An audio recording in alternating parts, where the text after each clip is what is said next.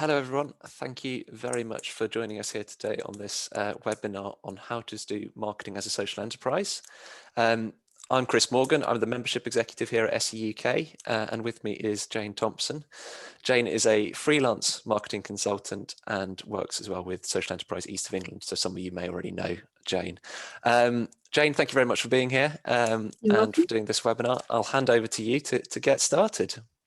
Okay, wonderful. Thank you, and welcome everyone.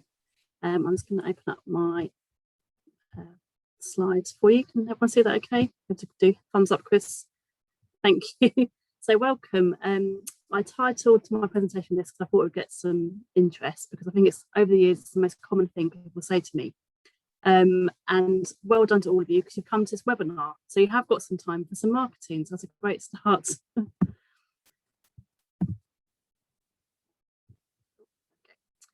So a little bit of introduction to me. So yes, I'm a freelance consultant and I'm a member of the Chartered Institute of Marketing. I've worked in the third sector, so charities and social enterprises, since 2002, which is crazy where that time's gone. I've done some specialist training in charity and social enterprise management. And then most recently, I've become a supporting member of SE UK. As Chris mentioned, one of my clients is Social Enterprise East of England, so I'm their membership and marketing manager. And over the years, I've worked for large charities, really small startup social enterprises when I was a regular paid employee and a marketing manager. And then in 2016, I went self-employed, and I absolutely love it, really love it. So I work with a real mixture of businesses, and happy to advise any of you afterwards if that's something that you would like. So today we're going to cover some strategy basics, just to give you a framework and give a context for what we're talking about, and looking at what you need to focus on when time is so limited. I completely understand a small business. A lot of social enterprises are quite small, and it might be the founder and maybe a small team who do get involved with marketing. So we're going to spend quite a bit of time looking at why content is king, and that's content marketing, and why you need to really focus on this. We'll look at social media platforms, some common mistakes and some tips. Then we'll look briefly at the marketing mix, just as a reminder that there is things apart from social media. And then we'll look at some practical tips and tools, which at the end I'm more than happy to give a little demo for something that anyone would like to have a look at. So I started off with a quote. There's a marketing guru called Seth Godin, which somebody may know of. And he says, you can't be seen until you learn to see. And I think that's a really important statement, because what he means by that is you've got to actually see what your audience wants. What are they looking for? What drives them? What do they really care about? And once you start to understand that, you will be seen by them, because instantly you'll be starting to, become relevant to them. And yes, in the past, marketing was just sell, sell, sell, sell. In fact, marketing was really just sales. That's all people kind of refer to as selling.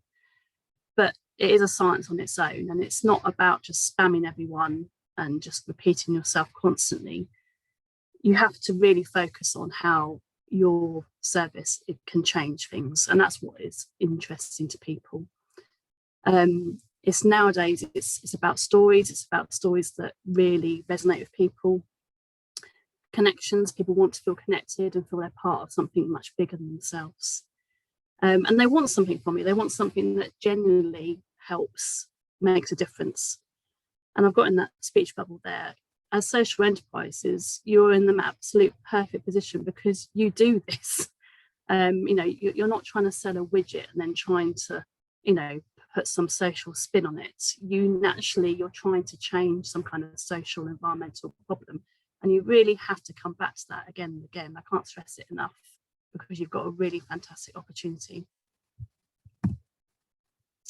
So I've got a little thing that you can have a go at if you've got a piece of paper or notepad, or you can just come back to this. So this is something that Seth Godin suggests. If you focus on this, so my product or service is for people who believe in whatever, and I want to focus on people who want to do this, and this, or believe this, and this.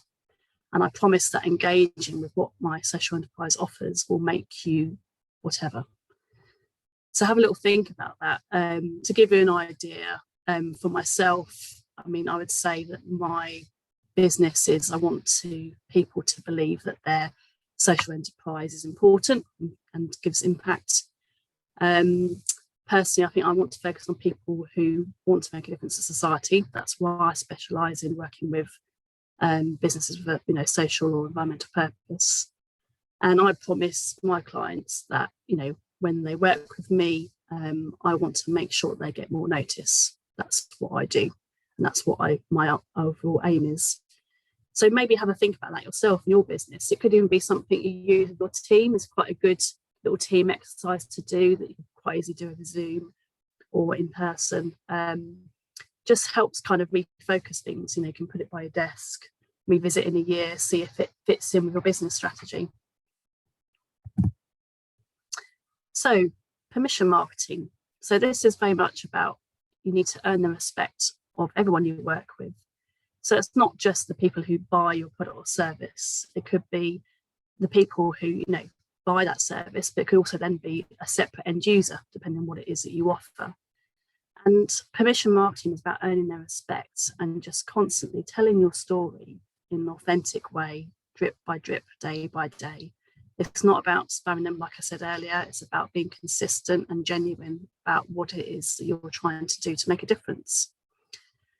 People don't want to be talked at. They want to actually, engage and learn more and see why you're relevant. So you've got to make sure that you need to get people talking, and we'll come on to this in a couple of slides. You need to build the following based on these shared interests, and don't get, drawn into vanity metrics, as I put there. It's very easy to think, well, I really, really want to have a massive presence on Twitter or something, and I want to get to a certain number, and it's good having a target, and we'll come to social media targets and things later. But you've got to think, well, what is the purpose of that?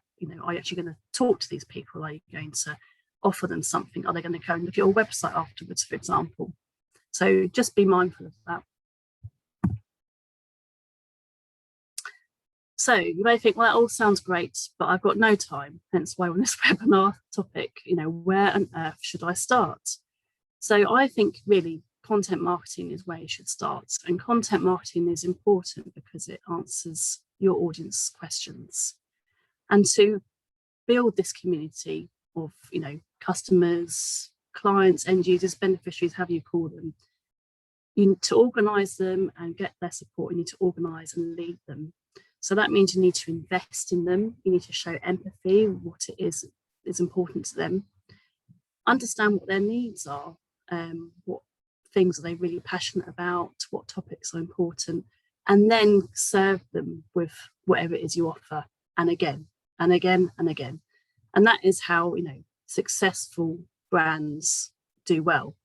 And it doesn't mean you have to have, a massive budget. Obviously, we look at these big examples and think, well, I haven't got a budget like that. But the principles can be really stripped down. And if you stick to what you do and communicate it well, you will get results. You'll get results. So I've given a few examples there about all the different areas you need to think about with your content marketing to show that you're consistent. And it's not just digital marketing, it's offline as well. So not only has your website got to be clear and concise, but looking further down that list, how does your team act, operate? What is your customer service like? What are they like as people? How does that filter through to an online event you're doing? How does it filter through to how you communicate on social media? So content marketing is very much focusing on what is that content and how do you spread it across all different areas that you deal with your audience. Why? Content is king. You've probably heard this before. And the reason is because if you're focusing on the content rather than I must sell, this widget or whatever it is that you offer, you're naturally building trust for your audience because you're starting that conversation. You're improving the connections with them, and that will naturally generate to them supporting you, whether that's donating money or getting involved with a community campaign you're doing, or whatever it is that you may do. It will lead to that conversion. So what's the story? You can break it down into these 3 areas of content marketing. So if in all your marketing communications, if you focus on what it is that's about you, what is it that shows you're different, how you can speak to your customers or clients, you understand their pain points. But then you also need to mix up in your marketing. Why are we like? So why are you like your customers and why are they like you? So if you've started to build this, communication of, this is what our organization stands for, this is our ethos, we do this through this and this, we give back by doing this, we build these skills, we help this campaign, whatever it may be. Once you start talking about those things, your customers will think, well, yeah, I really feel the same way. I think this is a really strong topic. I like this organization. I like how they think. And once you've cracked those 2, then when you get to the 3rd point, the story of now and the call to action, whatever it may be, they'll naturally sign up to it because they understand you, they like what you do. They'll naturally, buy your next thing or join your event or add their name to a campaign. So I'm going to focus on a couple of examples to try and illustrate this for you. The first one is really relevant because it's a social enterprise. You may have heard of them, you may not have. So Elvis and Cress are a fashion design, and they recycle firefighter equipment into designer handbags, wallets, that sort of thing. Very, very stylish. They've been going for quite a few years now. And obviously, they're selling something very desirable and it's attractive. But the content marketing point of view, if you have a look at their website or their social media, it's not just about here are these beautiful bags, buy. Obviously, that is a part of it. But their content marketing means that they focus on the whole range of topics for their products and their business. So yes, they talk about fashion, they talk about design, but they also talk about the firefighter charity that they support. They talk about the charitable work that firefighter organisation do. They talk about ethical supply chain. They talk about the reduction of environmental waste because of what they're recycling, what hasn't gone to landfill. They talk about the circular economy. They talk about their working towards B Corporation status, which if you haven't heard of that, that's an American sort of ethical, sustainable accreditation that you go through. They talk about the living wage and how that's important in their workforce. They even talked about their new premises recently and why they've moved there and the sort of environmental reasons behind it. So just quickly, you can see, yes, they're selling bags, but they've got such a range of different topics there. And all those things together give us this brilliant perspective of what they stand for, why it's important, and why as a customer, you can say that, that really appeals to me. So I've summarised it there again, as we said earlier, why should we care? What's the story? So as I said, they care about environmental waste. That's their story. That's their self-story. And they talk about all this and circular economy as well as design. Why are they like their customers? Well, they're recognising their customers want nice things, but they also care about the bigger picture. And then the 3rd point I was talking about earlier, the story of now, it means that when they put out a post or a campaign about, hey, look, it's the anniversary of the firefighter charity, can you help us, get to this amount of money, for example, their customers will say, yeah, of course, we'll do that because we really care about this brand. Or, we've got this great new product, it's using a different type of fire hose. People are like, oh, wow, I love yellow, I'm going to go for that. So it just gives you a really good example of how they've used content marketing, and hopefully that will give you some ideas of how you could apply it to your business. My next example is, I can't believe how topical this is with what happened yesterday with Dominic Cummings. I was going to include this because it's a really good example. They're not a social enterprise, but we'll talk about BrewDog. So if you don't know BrewDog, they're a beer company and they're very much like a edgy sort of punk type beer, craft beer, however you want to call it. And inspired by what happened last year with Dominic Cummings, they said, we want to make a new beer. And they went out to their community and said, what should we call it? Which is a brilliant way to engage people. And of course, it got a huge amount of attention. And the image on the right there is what they chose for the beer. And it was called Bernard Castle Eye Test for obvious reasons. But they obviously have a big budget. They're well-known brands you see in the shops. But when you look at what they do, content marketing, it's not just about stunts. And obviously this is a stunt, but what they have done is they've built like an online community with their content. And when the pandemic struck, it meant that they could work with this community, talk to them. They started setting up online virtual pubs so that people could chat to each other and tackle loneliness from the pandemic. They turned their factories around into manufacturing hand sanitizer. And they talked about this on their marketing to show that, we're doing something to help the cause. We're making use of our premises. Some of their top staff, I think, actually sacrificed some of their wage and invested it instead. So yes, this was a stunt and it went very well for them. But the whole point of what I was explaining is that they've gone through, building this community, building trust, talking the language. People like the fact that, BrewDog are a bit different, and that's what they're interested in. And they're always looking for the next beer that they're launching. Again, coming back to lessons learned, why should we care? BrewDogs say they care about the DNA of pubs and pub culture. And they're a bit controversial, but they're definitely passionate about what they stand for. Why are people like them? Well, they feel they're a bit edgy like them, proud to drink like them. And then, the pivot. So once you've got those people on board, how do they do it? Well, they got behind this national wave of opinion. They followed what they're doing. They joined the online pubs, and they appreciated that they were standing up for that public opinion that was happening at the time.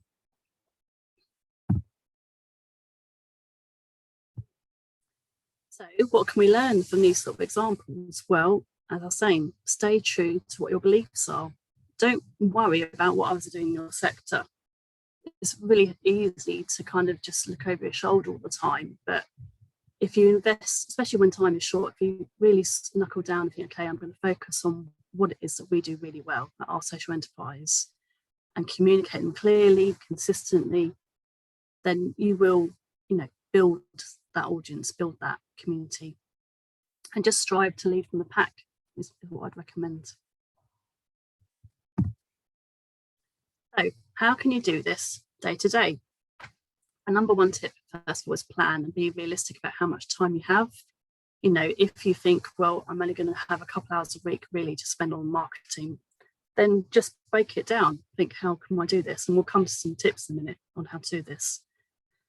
Whereabouts are your community online?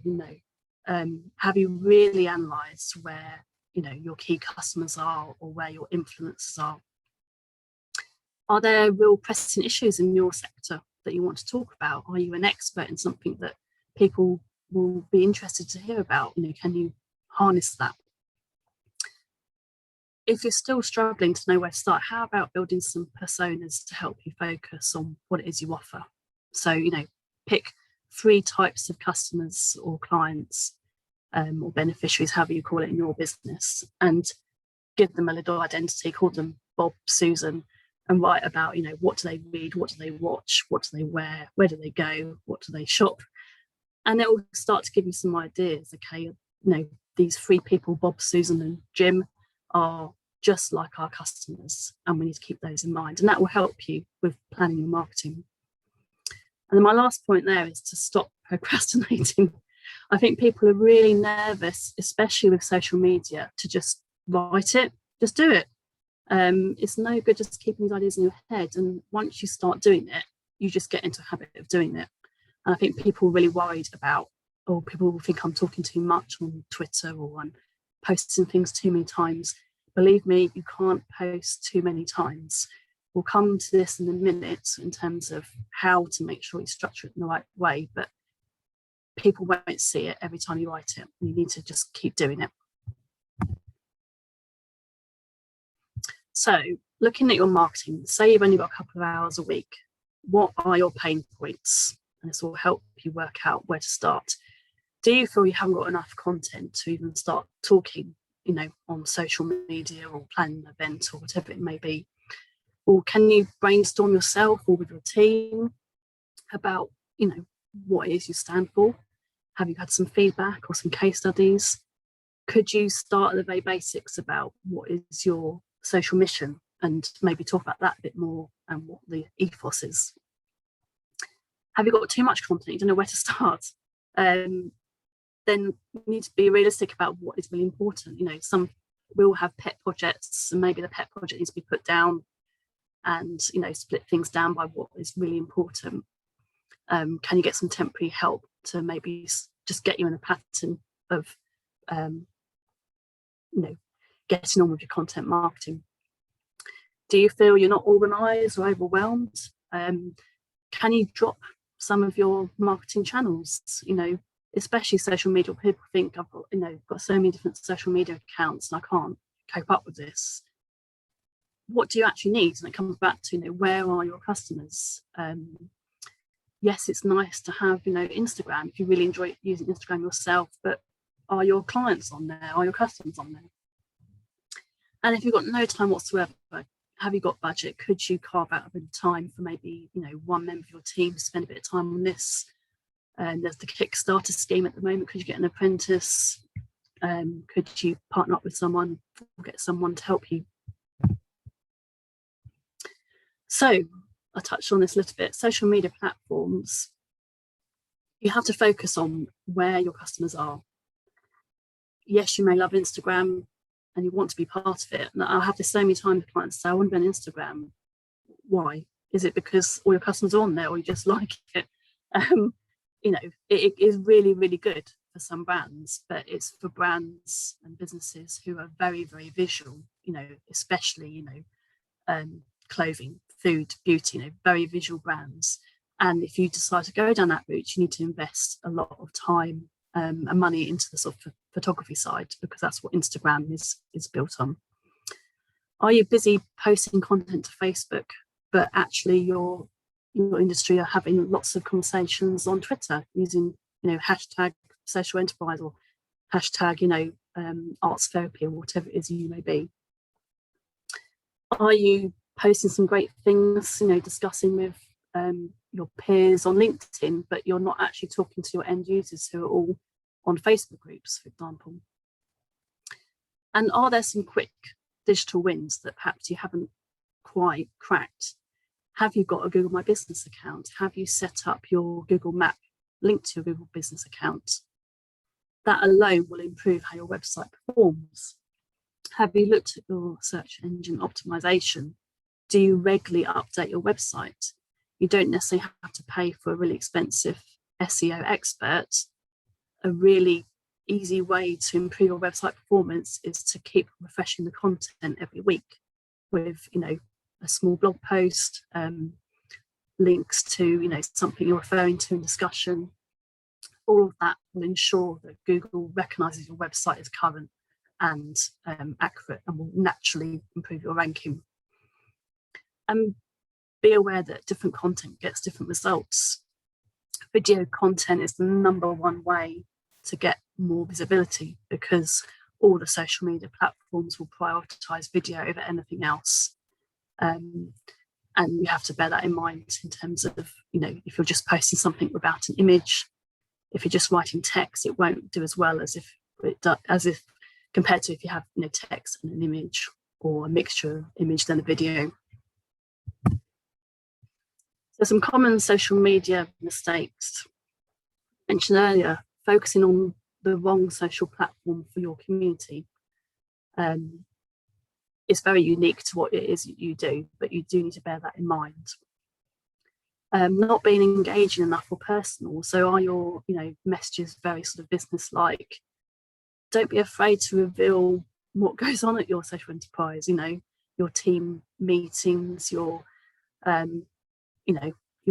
topic that makes everyone laugh in the office, or whatever it may be, just to show that you are people and you're an actual business that involves people. Don't always put selling posts. I think this is a really common thing. People think, right, we've got this thing launching next week, we've got to start posting about it. Yes, you do, but don't just focus on that. You know, it comes back to the earlier point of building this community and a mixture of communications. Another common thing is getting it all posted at around the same time. So maybe, you know, right, I've got my marketing hat on today, I'm going to get all this news out there, and if they're not consistent, maybe from the rest of the month or something. And like we said at one of the very early slides, it's, you know, drip, drip, drip marketing is about being consistent and spreading that news across. Not playing ahead, you know, scrubbing around because it's International Women's Day or Mental Health Awareness Week, and you're like, quick, we've got to write something. If you'd have, you know, taken either yourself or you and a couple of colleagues or a team to plan the year ahead a little bit, you could have had something there ready. It might not have been completely written, but you'd have known it's coming up. And again, this kind of links in with number one, spreading yourself too thinly or too many social media platforms. There's no harm in having a few platforms if, you know, out of those, you're focusing on maybe two of them. And for example, an example is maybe you have a Facebook page, but you know that a lot of your community isn't on there. It's fine to still have that, and it's worthwhile because people do check that you actually exist by having a Facebook page. But maybe just doing the occasional post there just to keep it active, but focusing the rest of your time on whichever platform that you know will get the most results. So when posting to social media, and apologies, I'm focusing a lot on social media, but I feel that in my experience, social enterprises, you know, it's a great thing that came along for us in that we can easily share our content. But you need to be mindful that, you know, it can work hard for you and get results. And the aim is to get 50% of your content to come back to your website, so that, again, your website will improve on Google and it will all help each other. So whenever you post something, make sure you've got a link. You can have a little tease information or refer to a news item, but then the news item is on your website, so they have to go and have a look at your website. Equally, you can't just talk about yourself all the time. So as we started the talk today, you have to talk about what else is going on in your sector, what is important. So can you gather some information from other sources, you know, retweet, reshare, talk about what's going on in your sector? Then about 20% needs to support whatever your target may be. So maybe, you know, as an organisation, you thought, okay, we really want to spend the next few months improving how many people we deal with on Facebook, how many likes, how many engagement, and have that figure in mind. And then about 5% talking about your organisation as a whole and its mission and its, you know, ethos, and keep referring back to that. And that's the sort of one that sort of periodically appears, just to remind your community, this is what we stand for, this is what we're passionate about. So what else should I be doing? Of course, digital marketing, especially social media, is the really quick way, but there are so many different areas of marketing you could be focusing on, and it's obviously unique to you, but you need to sort of think, you know, how you can build your community even further. You know, would they appreciate a newsletter? Should you invest a bit of time in doing some great videos that you could share on social media? Do you need to just get the news out there to the wider public and think about some, you know, PR to really try and get more coverage? Maybe you want to focus on some events to get people engaging with you more. And it feels like an age ago, but don't forget hard copy prints. You know, there will be a time where we'll want physical things to hand out to people at events. And that's just a very small selection, obviously, of what's involved in marketing. There's many other areas. And I've just put a summary here of the marketing mix. So those of you who've looked at the marketing mix before, it used to be 4 Ps and it was 7 Ps, then now 8, 9 Ps. I've even heard of more. But it's just a really good kind of, if you're really struggling to think, well, where should I start? Is just spend half an hour analysing your business and how it fits into these different areas. You know, what does your product service stand for? How is it priced? Where do you promote it? But also, delve a bit deeper, under the people section, think, okay, maybe you're a social enterprise where your founder is absolutely the brand, so to speak. And if that is you listening, you might feel a bit uncomfortable about that. But if that's what, if everyone says, oh, so-and-so business, oh, that's, Mary or whatever, if that's what people know you as, then that is one of your selling points. So you need to focus on that, and you need to be writing about your opinions on your industry or how we want things to change. So just use this as a reminder, really, back to basics. So some more tools, tips and techniques, and a bit later on I can look at some of these in a bit more detail for you. So we talked about, you need to plan your content marketing and start off with a planner. Now, this can be a spreadsheet or whatever you want to use.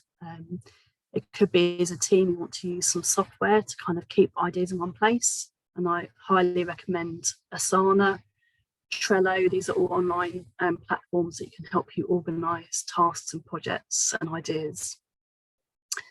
And you can start really simply by looking at your calendar for you personally, your business, and work out, okay, we've got this big campaign at this time, or this time of year is really important for our industry, or there's these awards coming up, or if you're in mental health, there's Mental Health Awareness Day, whatever it may be. You can very quickly start populating a calendar with some key points during the year. And then you can look at websites such as Awareness Days, I've put there, that shows you other national days, campaigns that you can use as a hook to build your content marketing around. And again, that'll start filling up your calendar. You may think, well, how on earth do I, think of something catchy to kind of talk about this particular, thing on my calendar? The website there, Portent, is very clever in that you can put in a word or a phrase and it will generate back to you a load of suggestions of catchy titles. Some of them are really wacky, but it just gets you thinking and gives you some ideas. So if you feel, coming up with ideas is not your strong point, that's quite a useful tool. Are there any, sector-specific campaigns? Obviously, Social Enterprise UK, who we're with today, they have Social Enterprise Day in November. But not just that, Social Enterprise Day actually forms part of Global Entrepreneurship Week. And each year they have a theme. So, you can get a lot of mileage out of the whole week. It needs to be, you can add events to their calendar and use all their hashtags, etc. When you're writing content, obviously you want to have some good images and design. I personally use Canva. I'm not a designer, but I use Canva because for quick things, it's really useful, user-friendly way of creating a social media image. But you have to remember your limits. And if you're not very artistic, find someone in your team who can help you. And bear in mind, it will not produce polished results like a graphic designer. I'd really strongly recommend working with a graphic designer first to get your brand and your elements all looking nice. And they can help you set that all up in Canva. So then you can stick to a very nice, neat design that doesn't start getting muddled or moved around by colleagues. Photos, there's two sites there, Unsplash and Pexels, have free images, completely free. Really good to use for social media. All they ask is, where possible, to credit the person who originally created that image. Hashtag research. This is a really good thing. Personally, I use this in Twitter. So I use Hootsuite for planning my social media. And within Hootsuite, you can set up hashtag sort of search columns. So for example, I have one, social enterprise, and you can just see all the conversation that's going around that. And there are obviously lots of other social media platforms you could use to plan your content. So there's Buffer, TweetDeck, there's more, Buzzsprout, there's lots of different ones. So that could be an option if you feel that, as we said earlier, the pain points, if you feel you've got a lot of content, you're not quite sure how to, structure it or when to post things, that could really help you. Another thought is, which I haven't actually got down on here, is I personally use something called Content Cal, C-A-L at the end, which is again a way of scheduling content. But what is quite useful is that I can, if I see an interesting article, I can sort of save things to a board within there so I can refer to it later. If you want to really research things that's going on in your sector, there's a website and an app called Feedly, which is a kind of a robot generated thing. You set up your different topics that you want to research, and it basically trawls and shows you a summary of news in that particular search term that you've set up. And you can look at articles or tweets, and you can save things, or you can mark things that you've read or delete. And over time, this robot actually recognises the kind of things that you like, so it gradually improves its performance of what it shows you. Another good website is Answer the Public, which shows you real life, real data on what people are Googling. So you could put in any word on their website and it will show you how people are using that word. Maybe they're phrasing it as a question of how they're searching, or they're searching it in a different way. You can do a few searches like that for free, but then you have to sign up for a subscription. That's the downside, but it's well worth having a look at. There are some organisations out there that can help you for free, which is always really good. Digital Candle, I only came across them myself recently, who I actually use for one of my clients. So they are a range of different experts, mainly digital marketing and experts around that and PR. And basically you just register a Digital Candle, you submit your request, what it is you're looking for, and they match you with an expert. And you get a free call with someone, a Zoom meeting. They will give you a load of advice and tips and a bit like this webinar, and then it's up to the two of you then to negotiate whether you go on and use them, or they might offer you a bit more free time, but it's like an introductory service really. The Media Trust, they do lots of different free events for charities and social enterprises, mainly focus obviously by name around PR and media, so that's well worth having a look at. Spend some time researching what people are talking about in your sector. It might be something very specific if you're working in health and social care, or if you're working in arts therapy or business support. There'll be certain hashtags that are common. But I've put down there journal requests is a really good one to set up and have a look at yourself, because basically journalists out there, when they're looking for something from an organisation, they will use hashtag journal request. So you can have a look to see if anyone wants to write about an organisation like you. There's an Ethical Hour podcast, and that hashtag Ethical Hour is really, really popular on Twitter, and a real mixture of organisations take part in conversations around that. Are there any groups or forums in your sector on LinkedIn, for example, that you can start chatting to and help build your community and your message, as we talked about earlier? And then there's obviously all the national organisations, SE UK, Pioneers Post, Plunkett Foundation, Power to Change, New Philanthropy Capital. There's loads in our sector, and I'm sure you know lots of them, but have you looked at any of them and seen if there are any opportunities for you? Finally, is there extra resource that you need to help your marketing? Could you share some marketing support with someone? I mentioned earlier there's the Kickstarter scheme at the moment. Could you get an apprentice perhaps to help you with some of your marketing? Or maybe there's someone internally who has got a little bit of interest maybe in social media, or they're quite good at writing. Could you do a little skills audit of your team and try and work out how you can carve out some time amongst you to do some marketing? And finally, I have to say at the end, don't I, because I'm here talking to you, you could hire a consultant like me, and whoever it is that you may sort of research, just be mindful that obviously different consultants have different skills. There's some real really good social media experts out there. I wouldn't say I'm a social media expert. I'm very much a traditional marketing manager, and I've built my skills I've gone along. I can help with lots of social media, but I know that certain points I need to find a real expert in, Facebook or whatever for advertising, for example. So I think just bear that in mind, really, of sort of focusing on what bits of marketing you need some support with. If it's a case of just analysing where you are and how to get started and improve, then that's another skill set. If you think I really need to do some Facebook advertising, that's something completely different, and you might need a very specialist Facebook expert for that, for example. So I've come to the end of my presentation. I left a bit of time at the end because if you wanted to have a look at Hootsuite or Content Cowl or any of the other things I mentioned, I can by all means open up a browser and show you.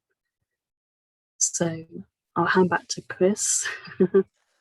Excellent. That was really good. Thank you very much, Jane. If you have any questions, or if you want to see any of the that she just mentioned, Cow Suite, or what was it, Cow? Content Cowl. Content Cowl. Not, yeah. Not my accent. Not cow.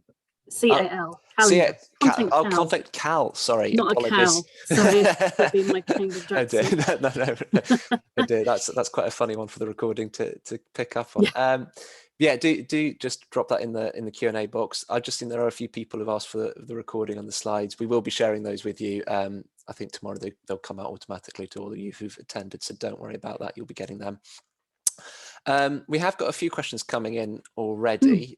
So we've got one from Laura. So her website needs an overhaul in terms of content, and there's a lot of updating to be done. She can't bring herself to do it. Again, this might be a time thing. Come back to the first thing. If I could do 10 minutes now and then, would that be manageable and realistic? That would be manageable and realistic. What can I best do in 10-minute chunks to get the website more relevant? Relevant. I think come back to the content, like we said, to maybe focus on, have your recent news, make sure that's most up to date, and make sure that any social media is referring to that news, because that will get people coming to the website. I say first audit is kind of go through and look, make sure there's nothing really out of date. Secondly, I'd recommend try and make sure you haven't got too many pages. Make sure, I'm sure it is, but make sure your website's optimized for mobile. So, is the home page just scrolling down where you've got most content, but then it's got links to other pages.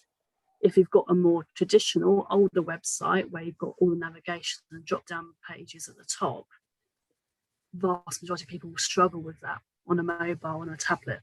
And so that's quite a quick way to improve that. I think 10 minutes here and there is fine. I know it sounds like it's not much, but I'm a strong believer in, I don't know if you've heard of, it's called the Pomodoro technique, a way of how you structure your work. So the Pomodoro, Pomodoro, is where you, if you're feeling a bit overwhelmed, whatever task it may be, you break it down into 20-minute chunks. So you start your day, you write down 20-minute time slots, you have a 20-minute task and then a 10-minute break. So you get a little reward. So your 20 minutes of editing your web pages, then you get a 10-minute break to go and make a cup of coffee, search Facebook or whatever it is you want to do, then your next task. And it's a really, really powerful technique to get through the stuff you don't want to do, the stuff that feels like, oh, where do I start? There's so much here. That's a really good way to doing that sort of work. And I find personally website work, once you start, you really quite quickly get into it. It kind of really sucks you in and you start editing quite a bit. I hope that's helpful. Excellent, thank you. We've got another one here from Elsa as well, and this goes back to social media. How do you find out what social media platforms your customers' users are on? Is there a good way of sort of researching that? Yeah, I mean, you can obviously go out there, and there are research experts out there who can literally do insight data, as it's called, and they'll research where your customers are. However, you've got to start that first point about doing the personas, because you've got to say, okay, our customers do this, this, and this, and they act like this. I think most people start to get a real sense of where they're hanging out. The easiest way is if you've got someone in your industry who are sort of similar to you, or are targeting the same sector, even if they're not offering the same service or product, you can sort of see where they're having their most success. Have a look, you know, are they getting lots of comments on Facebook, or are they, you know, doing really well on Twitter? You have to remember that most social media platforms, only about 6% of your followers will see your content organically, only 6%.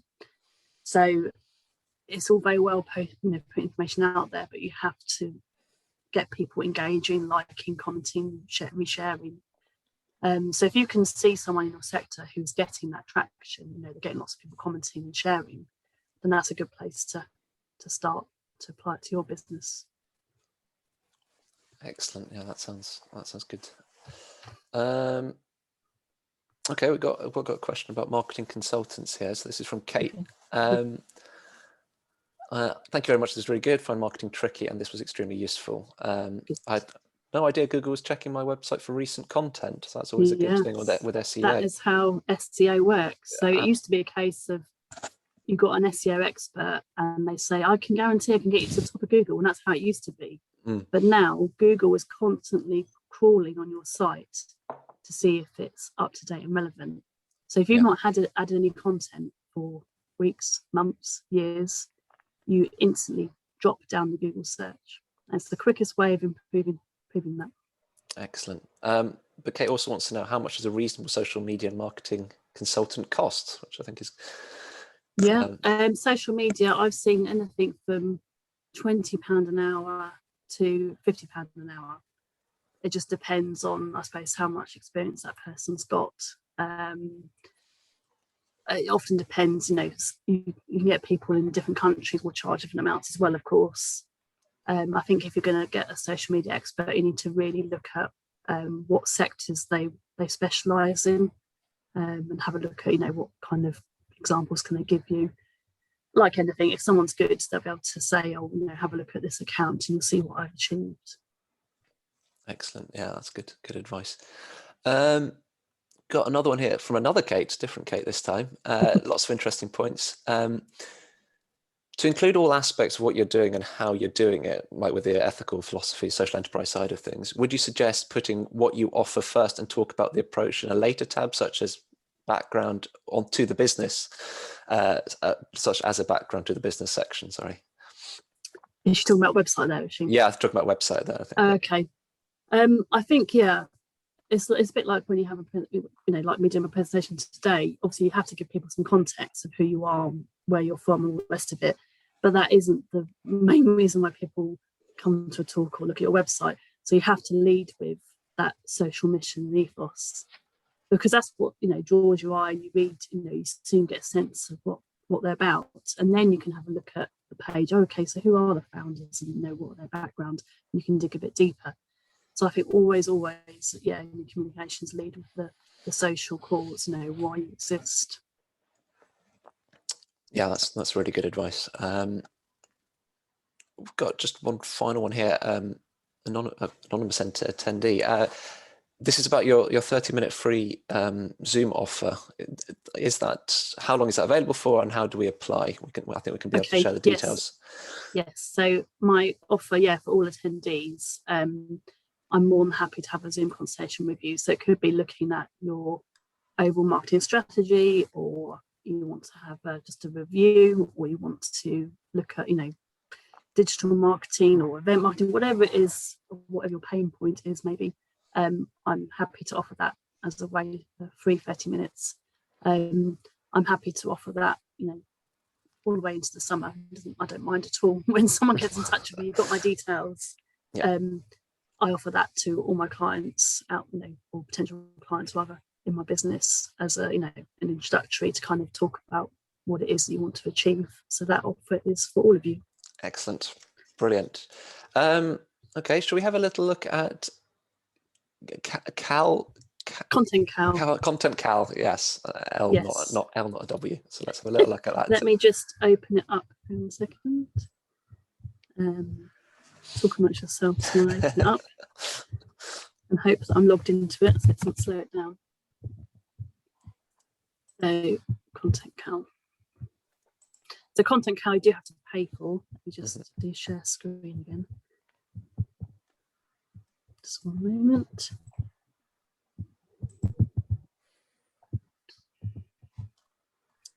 Okay, so Content Cal is how you set it up. Is you set up different boards based on your different. I mean, for me, it's clients, but for you, it could be individual social media accounts.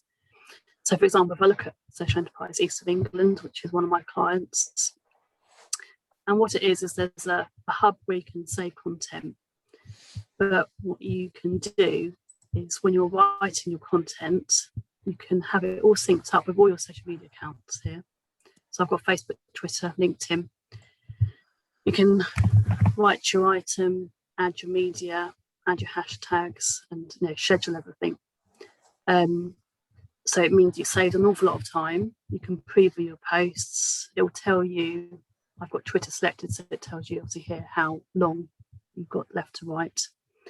What's really good about this is that if, say, for example, you're going to share this with colleagues or you've got an apprentice or whatever, is one of your team or apprentice can write something and they can flag it here as send for approval.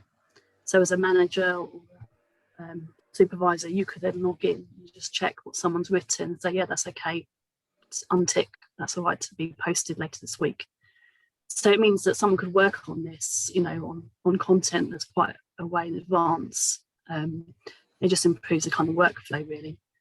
But it also means there's a Content Cal have a clipper that you can add to your browser, so that when you're looking at an article, you can click the button and it will automatically send that article into your planner, ready for you to write whatever it is you want to write.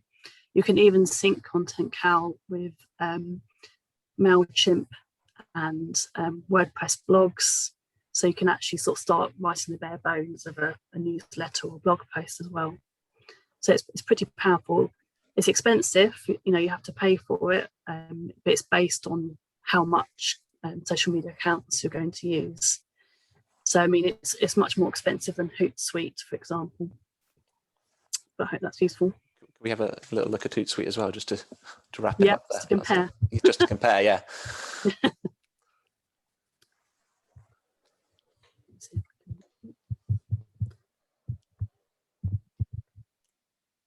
Can you still see my screen okay? So yeah.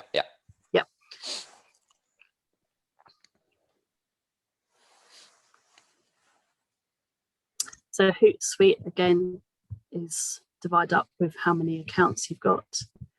And it's set up by different boards. So, for example, Social Enterprise East of England is set up in different columns. So you can tailor these on what you want to see. So we've got mentions. So people have mentioned my Twitter name and any new followers. And I mentioned earlier about how you can use this for your hashtag research. So I have hashtag social enterprise, for example, so I can keep an eye on what is being discussed in the sector, and I can quickly, retweet something. And it's really useful, for whatever sector you're in. You could set up one of these streams for the journo requests that I mentioned earlier. So you could look to see what journalist requests are coming in and whether any of that is useful to your particular business. So Hootsuite, I've used. The downside of Content Cal that I mentioned is that you can't see the interactions, the conversations. So I have to have Hootsuite as well, just to sort of see what the conversations are. But obviously these are all tools to help save time. Okay, excellent. I think, I think that was it. Just checking the Q&A box. No more questions have come in. Jane, this was really good. Thank you very much. It's all right, my pleasure. To everyone who came along, we hope you found that really useful and informative, and thank you very much for joining us. We will send you the recording and the slides automatically tomorrow, so watch out for that. This was part of a series of SE UK webinars, so do check out our webinar page on our website to have a quick look at what we've got coming up and what we've had in the past as well. All recordings are available there as well for members. I think, do you want to just finish off by talking about the Social Enterprise East of England week of webinars? Yes. I think you've got a couple left. That is, yes. So my client, Social Enterprise East of England, we've had a week of webinars this week that I've been organising. We've got 2 more left, which are tomorrow. One is about how to build an inclusive workplace, and one is about, bear with me, I've got mental block now. What's my other one? My other one is running a social venture, how to expand and how you adapt, and that's with a legal expert. So she's looking at governance, IP, funding, all sorts of things. So you can have a look at, it's seee.co.uk. That's their website where the webinars are listed. Excellent. Yeah, do take a look at those, because those have been really good so far, and I'm sure the ones tomorrow as well would be excellent. Right. Well, thank you again, everyone, for coming. Thank you very much, Jane, and we'll hopefully see you all soon. That's all right.